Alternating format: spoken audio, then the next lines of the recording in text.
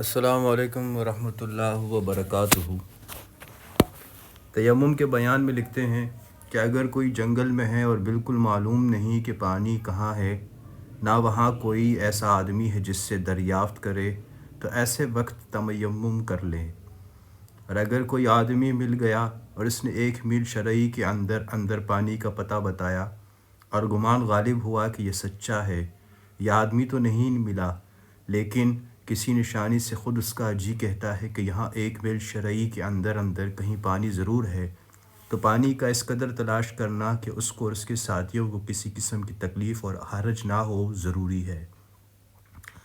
بے ڈھونڈے تیمم کرنا درست نہیں ہے، اور اگر خوب یقین ہے کہ پانی 1 میل شرعی کے اندر ہے تو پانی لانا واجب ہے۔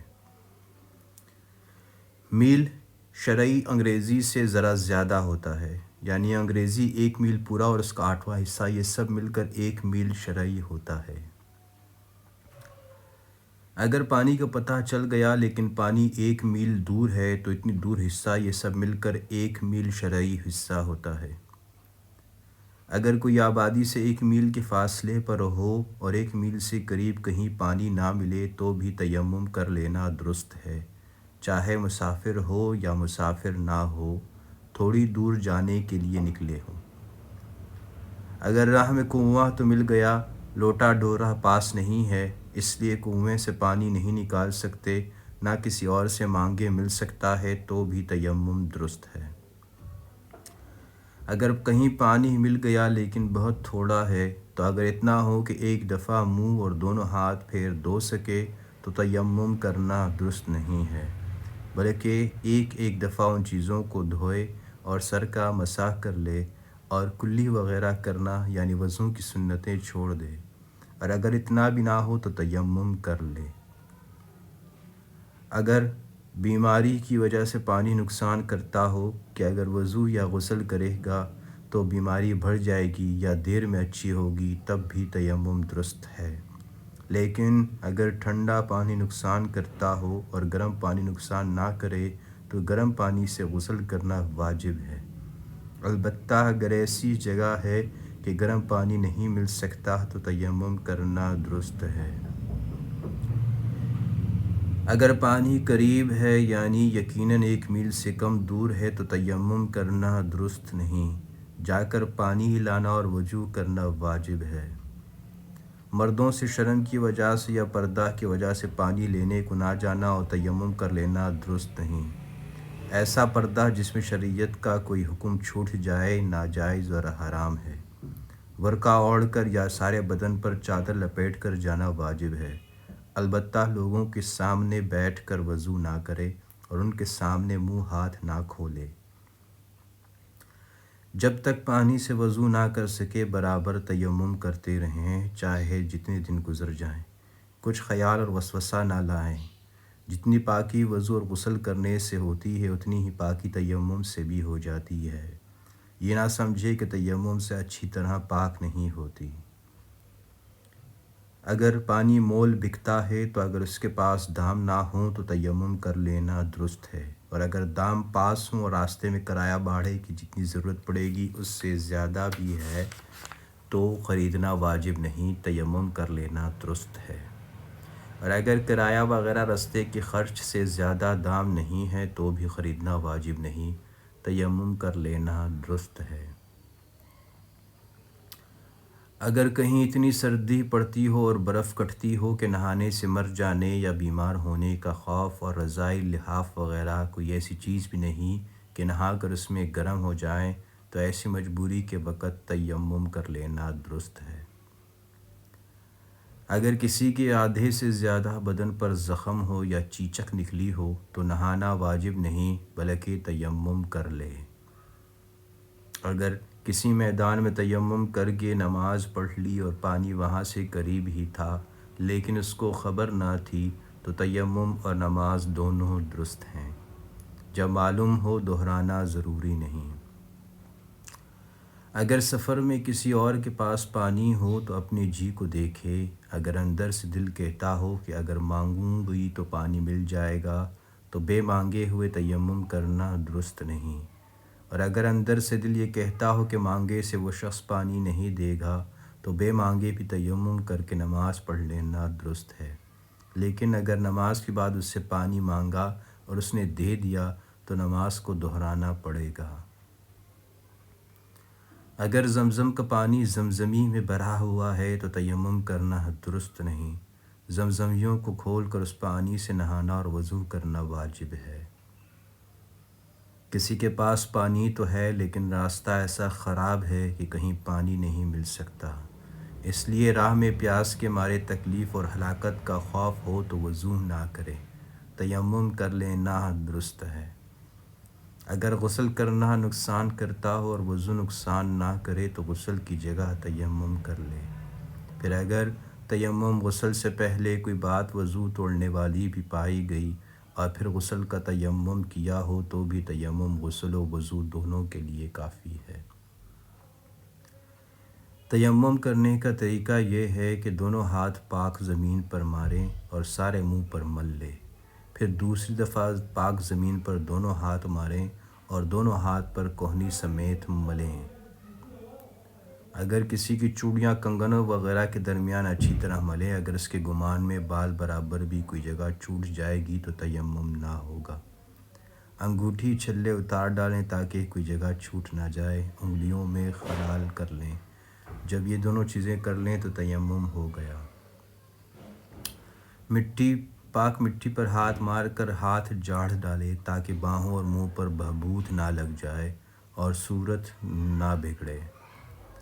پاک زمین کے سوا اور جو چیز مٹی کی قسم سے ہو اس پر بھی تیمم درست ہے، جیسے مٹی، ریت، پتھر، گچ، چونا، ہڑتال، سرما، گھیرو وغیرہ۔ اور جو چیز مٹی کی قسم سے نہ ہو اسے تیمم درست نہیں، جیسے سونا، چاندی، رانگا، گیہوں، لکڑی، کپڑا اور اناج وغیرہ۔ ہاں اگر ان چیزوں پر مٹی لگی ہو اس وقت البتہ ان پر تیمم درست ہے۔ جو چیز نہ تو آگ میں جلے اور نہ گھلے وہ چیز مٹی کی قسم سے ہے، اس پر تیمم درست ہے۔ جو چیز جل کر راکھ ہو جائے یا گھل جائے اس پر تیمم درست نہیں، اسی طرح راکھ پر بھی تیمم درست نہیں۔ تانبے کے برتن اور تکیہ اور گدے وغیرہ کپڑے پر تیمم درست نہیں، البتہ اگر اس پر اتنی گرد ہے کہ ہاتھ مارنے سے خوب اڑتی ہے اور ہتھیلیوں میں خوب اچھی طرح لگ جاتی ہے تو تیمم درست ہے، اور اگر ہاتھ مارنے سے ذرا ذرا گرد اڑتی ہو تو بھی اس پر تیمم درست نہیں ہے۔ اور مٹی کے گھڑے بدھنے پر تیمم درست ہے، چاہے اس میں پانی بھرا ہوا ہو یا پانی نہ ہو، لیکن اگر اس پر روغن پھرا ہوا ہو تو تیمم درست نہیں۔ اگر پتھر پر بالکل گرد نہ ہو تب بھی تیمم درست ہے، بلکہ اگر پانی سے خوب دھلا ہوا ہو تب بھی درست ہے۔ ہاتھ پر گرد کا لگنا کچھ ضروری نہیں، اسی طرح پکی اینٹ پر بھی تیمم درست ہے، چاہے اس پر کچھ گرد ہو یا نہ ہو۔ کیچڑ سے تیمم کرنا گرو درست ہے مگر مناسب نہیں کہ اگر کہیں کیچڑ کے سوا کوئی اور چیز نہ ملے تو یہ ترکیب کرے کہ اپنا کپڑا کیچڑ سے بھر لے، جب سوکھ جائے تو اس سے تیمم کر لے۔ البتہ اگر نماز کا وقت ہی نکلا جاتا ہو تو اس وقت جس طرح بن پڑے تر سے یا خشک سے تیمم کر لے، نماز نہ قضا ہونے دے۔ اگر زمین پر پیشاب وغیرہ کوئی نجاست پڑ گئی اور دھوپ سے سوکھ گئی اور بدبو بھی جاتی رہی تو وہ زمین پاک ہو گئی، نماز اس پر درست ہے، لیکن اس زمین پر تیمم کرنا درست نہیں جب معلوم ہو کہ یہ زمین ایسی ہے، اور اگر معلوم نہ ہو تو وہم نہ کریں۔ جس طرح وضو کی جگہ تیمم درست ہے اسی طرح غسل کی جگہ بھی مجبوری کے وقت تیمم درست ہے۔ ایسے ہی جو عورت حیض اور نفاس سے پاک ہوئی ہو مجبوری کے وقت اس کو بھی تیمم درست ہے۔ وضو اور غسل کے تیمم میں کوئی فرق نہیں، دونوں کا ایک ہی طریقہ ہے۔ اگر کسی کو بتلانے کے لیے تیمم کر کے دکھلا دیا لیکن دل میں اپنے تیمم کرنے کی نیت نہیں بلکہ فقط اس کو دکھلانا مقصود ہے تو اس کا تیمم نہ ہوگا، کیونکہ تیمم درست ہونے میں تیمم کرنے کا ارادہ ہونا ضروری ہے۔ تو جب تیمم کرنے کا ارادہ نہ ہو، فقط دوسرے کو بتلانا اور دکھلانا مقصود ہو تو تیمم نہ ہوگا۔ تیمم کرتے وقت اپنے دل میں بس اتنا ارادہ کر لیں کہ میں پاک ہونے کے لیے تیمم کرتا ہوں یا کرتی ہوں، یا نماز پڑھنے کے لیے تیمم کرتا ہوں یا کرتی ہوں، تو تیمم ہو جائے گا۔ اور یہ ارادہ کرنا کہ میں غسل کا تیمم کرتی ہوں یا کرتا ہوں یا وضو کا کچھ ضروری نہیں ہے۔ اگر قرآن مجید کے چھونے کے لیے تیمم کیا تو اس سے نماز پڑھنا درست نہیں، اور اگر ایک نماز کے لیے تیمم کیا دوسرے وقت کی نماز بھی اس سے پڑھنا درست ہے، اور قرآن مجید کا چھونا بھی اس تیمم سے درست ہے۔ کسی کو نہانے کی بھی ضرورت ہے اور وضو بھی نہیں ہے تو ایک ہی تیمم کرے، دونوں کے لیے الگ الگ تیمم کرنے کی ضرورت نہیں ہے۔ کسی نے تیمم کر کے نماز پڑھ لی، پھر پانی مل گیا اور وقت بھی ابھی باقی ہے تو نماز کا دہرانا واجب نہیں، وہی نماز تیمم سے درست ہو گئی۔ اگر پانی 1 میل شرعی سے دور نہیں لیکن وقت بہت تنگ ہے، اگر پانی لینے جائیں گے تو نماز کا وقت جاتا رہے گا تو بھی تیمم درست نہیں ہے، پانی لائے اور نماز قضا پڑھے۔ پانی موجود ہوتے وقت قرآن مجید کے چھونے کے لیے تیمم کرنا درست نہیں۔ اگر آگے چل کر پانی ملنے کی امید ہو تو بہتر ہے کہ اول وقت نماز نہ پڑھے بلکہ پانی کا انتظار کر لے، لیکن اتنی دیر نہ لگائے کہ وقت مکروہ ہو جائے اور پانی کا انتظار نہ کیا، اول وقت نماز پڑھ لی تب بھی درست ہے۔ اگر پانی پاس ہے لیکن یہ ڈر ہے کہ ریل پر سے اتریں گے تو ریل چل دے گی، تب بھی تیمم درست ہے۔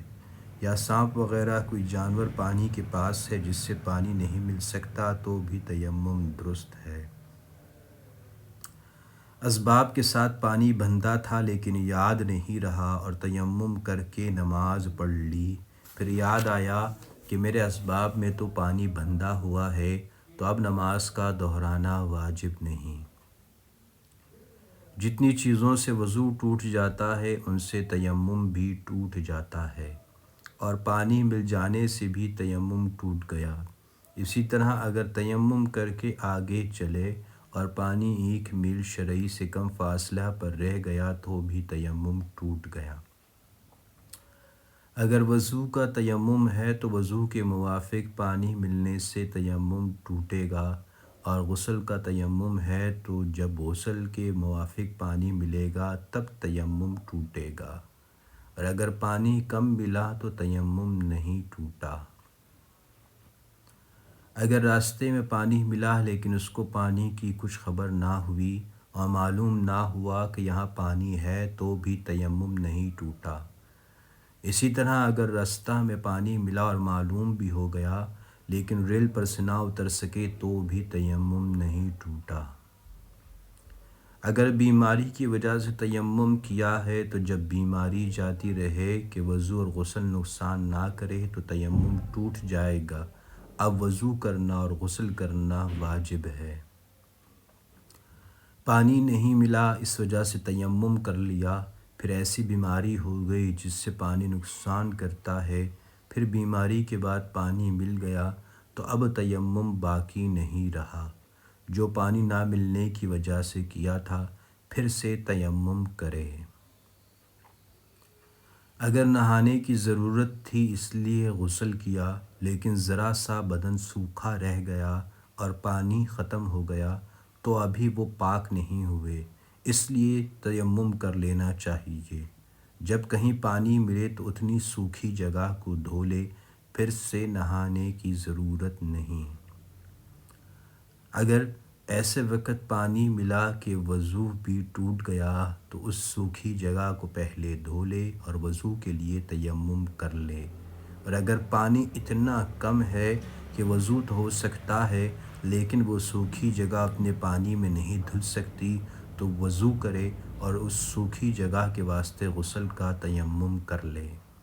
ہاں اگر اس غسل کا تیمم پہلے کر چکے ہوں تو اب پھر تیمم کرنے کی ضرورت نہیں، وہی پہلا تیمم باقی ہے۔ کسی کا کپڑا یا بدن بھی نجس ہے اور وضو کی بھی ضرورت ہے اور پانی تھوڑا ہے تو بدن اور کپڑا دھو لے اور وضو کے عوض تیمم کر لے۔